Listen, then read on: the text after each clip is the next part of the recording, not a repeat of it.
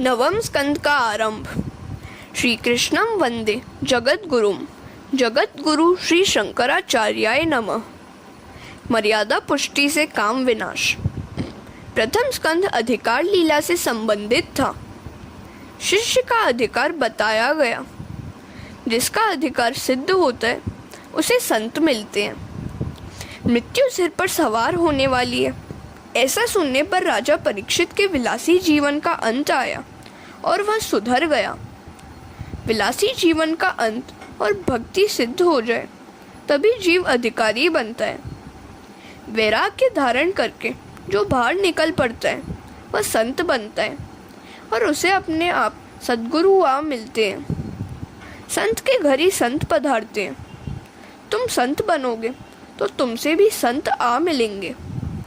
द्वितीय स्कंद में ज्ञान लीला आई। मनुष्य मात्र का कर्तव्य क्या है? आसन्न मृत्यु व्यक्ति का कर्तव्य क्या है? इन जैसे प्रश्नों की चर्चा करके ज्ञान दिया गया। तृतीय और चतुर्थ स्कंदों में सर्ग विसर्ग लीला वर्णित है। इनमें ज्ञान को क्रियात्मक रूप देने का उपदेश किया गया है। ज्ञान को किस भांति जीवन में उतारा जाए, उसे कैसे क्रियात्मक किया जा सके, यह ध्रुव आदि के दृष्टांत के द्वारा बताया गया है। ज्ञान जब तक शब्दात्मक है तब तक शांति नहीं मिलेगी। जब वह क्रियात्मक सक्रिय होगा तभी शांति मिलेगी। पांचवा स्कंद स्थिति लीला का है। गुरु द्वारा प्राप्त ज्ञान को जीवन में उतारोगे तभी स्थिरता प्राप्त होगी। यह पांचवें स्कंद में बताया गया है। छठे स्कंद में पुष्टि लीला अनुग्रह लीला का वर्णन है। जो साधन करता है उसी पर प्रभु कृपा करते हैं। मनुष्य जब किसी स्वरूप में स्थिर निमग्न होता है तभी ठाकुर जी कृपा करते हैं। कुछ लोग समझते हैं कि खा पीकर हष्ट पुष्ट होना ही पुष्टि मार्ग है। नहीं, ऐसा नहीं है। पुष्टि मार्ग तो यह बताता है कि ठाकुर जी के विरह में मनुष्य का जीवन कैसा होना चाहिए। ईश्वर को अपना सर्वस्व अर्पण कर दो। इंद्रियों को भक्ति रस में सराबोर कर दो। वैसा करने पर ही इंद्रियों को पुष्टि मिलती है। मनुष्य यदि पुष्टि का ठीक से उपयोग करे और वासना के वेग में बह जाए तो वह पुष्ट होने की अपेक्षा दुष्ट ही बनता है। अनुग्रह के बाद भी अगर मनुष्य वासना के अधीन हो जाए तो वह पुष्ट नहीं बन पाता। सातवें स्कंद में असद वासना को दूर करने के संतों में धर्म बताए गए हैं। सातवां स्कंद वासना लीला है। प्रभु की कृपा का यदि मनुष्य अच्छा उपयोग नहीं करे तो वासना ही जागती है। जो कुछ है उसका मैं अपने सुख के लिए ही उपयोग करूंगा, ऐसा सोचना असद वासना है। प्रहलाद को जो कुछ मिला था उसका उसने सभी के लिए उपयोग किया था। मुझे जो सुख मिला है वह प्रभु का ही है। सुख भोग कर जो दूसरों को सुख देता है वह सज्जन तो है किंतु संत नहीं है। जो स्वयं दुख उठाकर अन्यों को सुख देता है वही संत है। हरे कृष्ण। रासलीला भागवत का फल है। रामलीला में वासना को संग लेकर जाओगे तो वहाँ प्रवेश नहीं मिलेगा। पुष्टि के बाद जागने वाली वासना अनर्थ उत्पन्न करती है। पुष्टि का सदुपयोग करने वाला देव है और दुरुपयोग करने वाला दैत्य। प्रहलाद देव माना गया क्योंकि उसने पुष्टि का सदुपयोग किया। हिरण्यकश्यपु ने पुष्टि का दुरुपयोग किया, इसलिए वह दैत्य कहलाया। प्रहलाद की वासना सद्वासना है, हिरण्यकश्यपु की असद वासना और सामान्य मनुष्यों की मिश्र वासना है। किंतु सभी लोग बुद्धि का सदुपयोग नहीं करते हैं। ईश्वर द्वारा समय, संपत्ति और शक्ति का जो सदुपयोग करे वह देव है और जो दुरुपयोग करे वह दैत्य है। ईश्वर तो जीव पर कृपा करते ही है, किंतु अज्ञानी जीव उसका दुरुपयोग करता है, इसलिए वह दुष्ट बन जाता है। सातवें स्कंद में बताई गई वासना का 4 उपायों से तो नाश हो सकता है। पहला, आपत्ति में, दुख में हरि का, भगवान का स्मरण। दृष्टांत गजेंद्र है। दूसरा, संपत्ति की अवस्था में सर्वस्व का दान। बलि राजा की भांति इस अवस्था में सर्वस्व ही भक्ति बन जाती है। रासलीला में हमें प्रभु से मिलना तो है, किंतु वासना का आवरण जब तक बीच में है तब तक मिलन में आनंद नहीं आ सकता।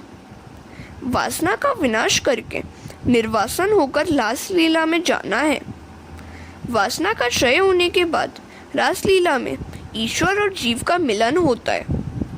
संयम और सदाचार का आसरा लोगे तभी रासलीला में स्थान मिलेगा। अष्टम स्कंद में संतों के 4 धर्म बताए गए हैं। फिर भी सुखदेव जी को लगा कि अब भी परीक्षित राजा के मन में कुछ थोड़ी सी सूक्ष्म वासना रह गई है।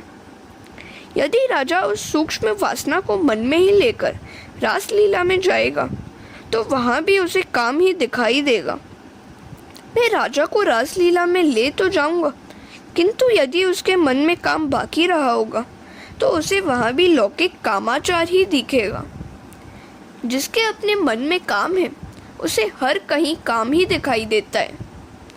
एक गृहस्थ की जवान पुत्री ससुराल जाने लगी तो उसे रोना आ गया। पिता का हृदय भी भर आया। रोते रोते पुत्री पिता को वंदन करने लगी तो पिता ने उसे हृदय से लगा लिया और सांत्वना देने लगा। यह तो वात्सल्य भरा निर्दोष आलिंगन था, किंतु रास्ते पर चलते हुए किसी व्यक्ति ने इसमें विकार देखा। वह नहीं जानता था कि ये कौन है। पिता पुत्री का मिलन शुद्ध है, किंतु उससे भी लाख गुना शुद्ध है गोपी और कृष्ण, जीव और ईश्वर का मिलन। यह मिलन रासलीला में होता है। रासलीला में काम बिल्कुल नहीं है। सुखदेव जी के दर्शन मात्र से अप्सराओं के काम का नाश हुआ था। जो अतिशय निष्कामी है वह काम की कथा कैसे कह पाएगा। सुखदेव जी निष्कामी है। जिनके दर्शन मात्र से अन्य लोगों के मन में बसे हुए काम का नाश हो जाता है, वैसे महात्मा यह कथा कह रहे हैं। जिस प्रकार सूर्य के निकट अंधकार नहीं जा सकता, वैसे ही काम कृष्ण के निकट नहीं जा पाता है। बुद्धि में काम होगा तो कृष्ण के दर्शन नहीं होंगे। बुद्धि में जब तक वासना रूपी विषय कायम है तब तक ईश्वर रूपी रस जम नहीं पाएगा।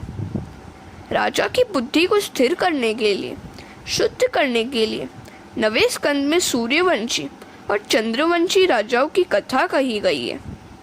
सूर्य है बुद्धि के स्वामी और चंद्र है मन के स्वामी।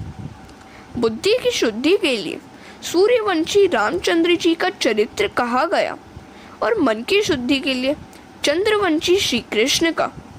हरे कृष्ण।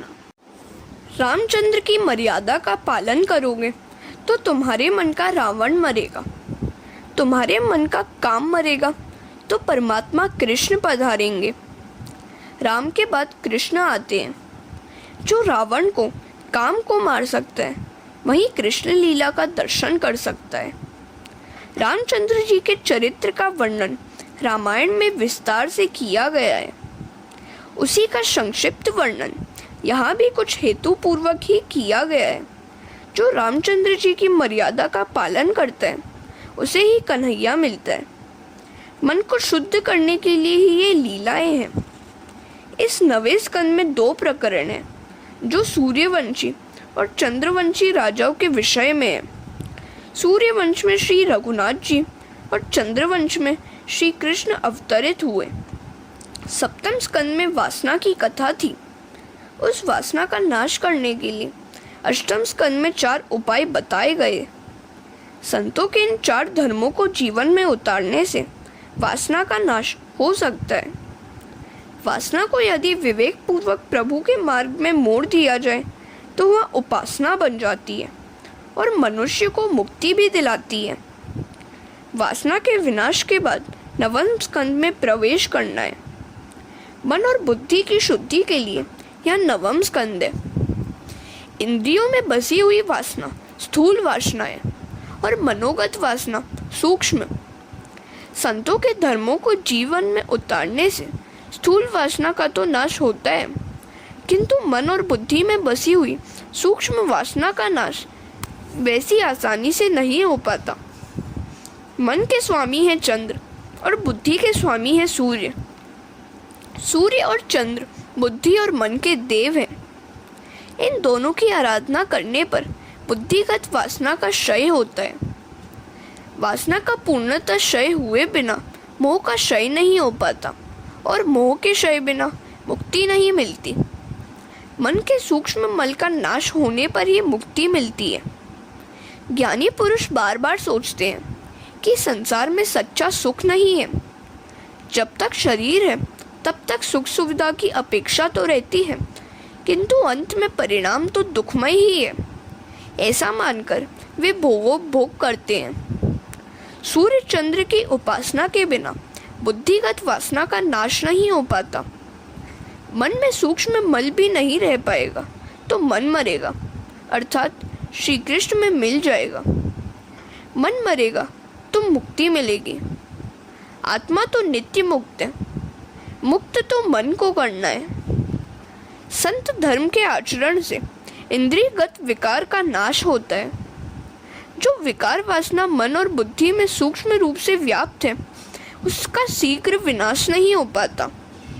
जिसका जन्म अंतिम है, उसी का मन अति शुद्ध होता है।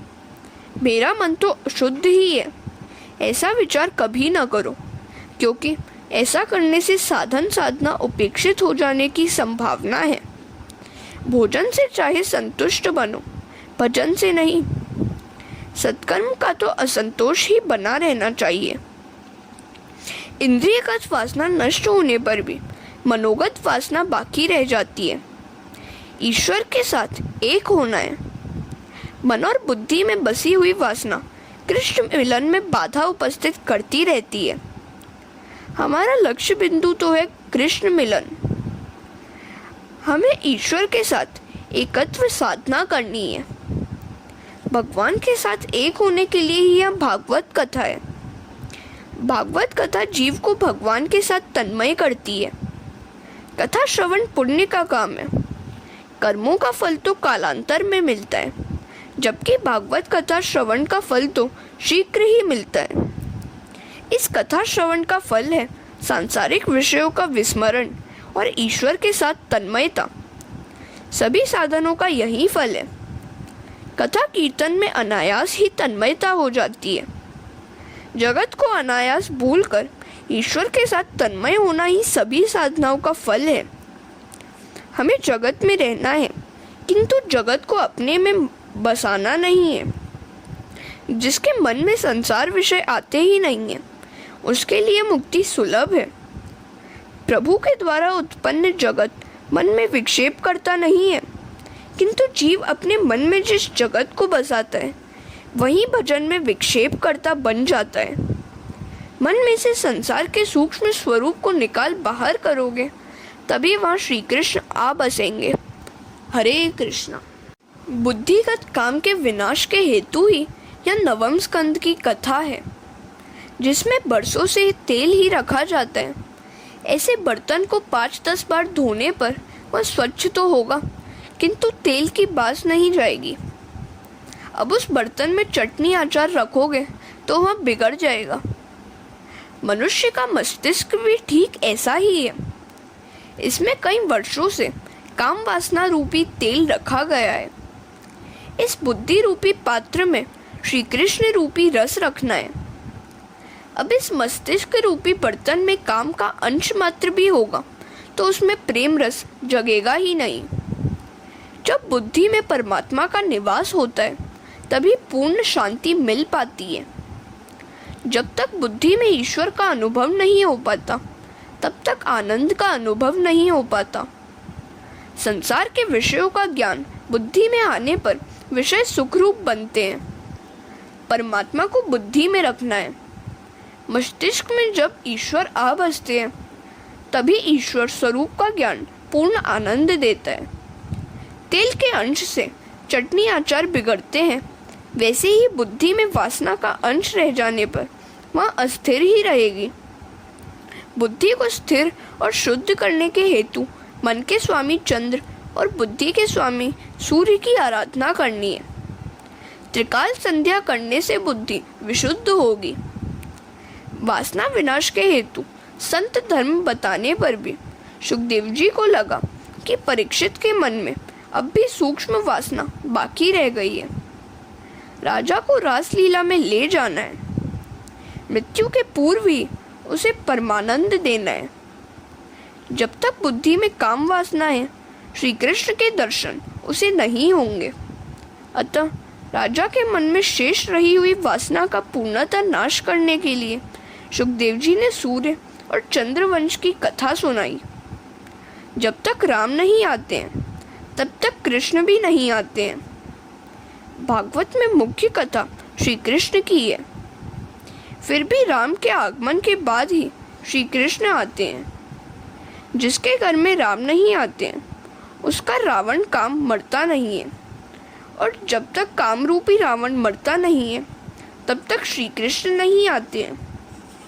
इस रावण को मारना है।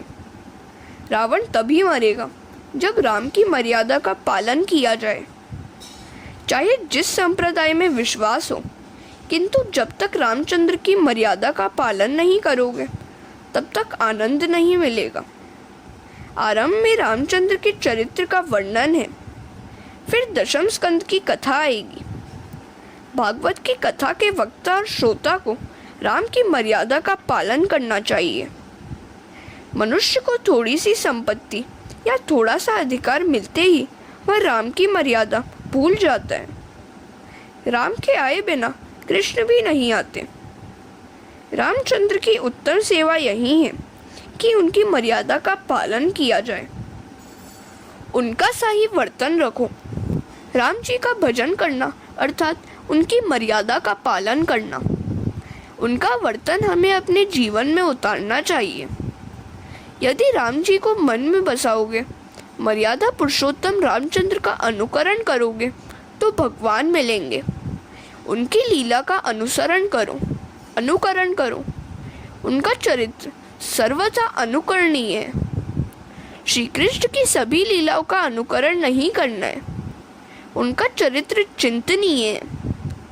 श्री कृष्ण की लीला चिंतन करने के लिए और चिंतन करके तन्मय होने के लिए है। हरे कृष्ण। रामचंद्र ने जो किया था वह करना है, किंतु श्री कृष्ण जी ने जो कहा था वह करना है। राम पूर्ण पुरुषोत्तम होने पर भी मनुष्य को आदर्शमय दिखाते हैं। रामचंद्र का मातृ प्रेम, पितृ प्रेम, बंधु प्रेम, एक पत्नी व्रत आदि सब कुछ जीवन में उतारने योग्य। रामायण के सभी पात्र आदर्श हैं। दशरथ जी का पुत्र प्रेम, सीता जी की पति भक्ति, लक्ष्मण और भरत का बंधु प्रेम आदि सब आदर्शमय हैं। श्री कृष्ण जो करते थे वही सब कुछ करना हमारे लिए अशक्य है। उन्होंने तो कालिया नाग को वश में करके उसके सिर पर नृत्य किया था। गोवर्धन पर्वत को भी उंगली से उठा लिया था। श्री कृष्ण के चरित्र का अनुकरण करना ही है तो पूतना चरित्र से प्रारंभ करना। पूतना का सारा विष उन्होंने पी लिया था। विष का पाचन होने के पश्चात अन्य सभी लीला का अनुकरण करना। रामचंद्र ने अपना ऐश्वर्य छिपाया था और मनुष्य के जीवन का नाटक किया। साधक का वर्तन कैसा होना चाहिए वह रामचंद्र जी ने बताया है। साधक का वर्तन रामचंद्र जैसा होना चाहिए। सिद्ध पुरुष का वर्तन श्री कृष्ण सा हो सकता है। रघुनाथ का अवतार राक्षसों की हत्या के हेतु नहीं, मनुष्यों को मानव धर्म सिखाने के हेतु हुआ था। वे जीव मात्र को उपदेश देते हैं। उन्होंने किसी भी मर्यादा को भंग नहीं किया है। रामचंद्र की लीला सरल है, उनकी बाल लीला भी सरल है, जबकि श्री कृष्ण की सारी लीला गहन है। रामचंद्र की सरलता तो अंतिम कथा की है। उन जैसा सरल आज तक कोई नहीं हुआ। अग्नि नारायण ने सीता जी को निर्दोष घोषित किया, फिर भी उस मूर्ख धोबी के कटु वचन सुनकर रामचंद्र जी ने सीता जी का त्याग किया। जगत के समक्ष आदर्श रखने के हेतु वे निष्ठुर हो गए। वे जगत को यह बताना चाहते थे कि आदर्श राजा का वर्तन कैसा हो सकता है और कैसा होना चाहिए। सीता ने नारी धर्म का आदर्श प्रस्तुत किया। मेरे पति ही मेरे परमेश्वर हैं। राम मर्यादा पुरुषोत्तम है और श्री कृष्ण पुष्टि पुरुषोत्तम। श्री कृष्ण माखन चोर हैं, अर्थात मृदु मन के चोर हैं। वे सर्वस्व ही मांगते हैं। राम नाम जैसा सरल है वैसा ही उनका काम, उनकी लीला भी सरल है। राम के नाम में एक भी संयुक्त अक्षर नहीं है। कृष्ण के नाम में एक भी अक्षर सरल नहीं है, सभी संयुक्ताक्षर ही है। श्री राम दिन को 12 बजे आए थे तो श्री कृष्ण रात्रि को 12 बजे। एक मध्याह्न में आया तो दूसरे मध्य रात्रि को। एक राजा दशरथ के भव्य राजप्रसाद में अवतरित हुए तो दूसरे कंस के कारागृह में। राम जी को पहचानना समझना सरल है, किंतु कृष्ण को समझना बड़ा कठिन है। राम जी की मर्यादा को जीवन में उतारने का काम सबसे कठिन है। सूक्ष्म वासना के नाश के हेतु 9वें स्कंद में संतों के चरित्र कहे गए हैं। सूर्य वंश के प्रकरण में राम जी का चरित्र आता है। रामचंद्र मर्यादा है तो श्री कृष्ण प्रेम। मर्यादा और प्रेम को जीवन में उतारोगे तो सुखी होगे। नरसिंह अवतार की कथा में क्रोध नाश की, वामन अवतार की कथा में लोभ के नाश की और रामचंद्र जी की अवतार की कथा में काम नाश की रीति बताई गई है। क्रोध, लोभ और काम का जब नाश होता है तभी कृष्ण भगवान प्रकट होते हैं।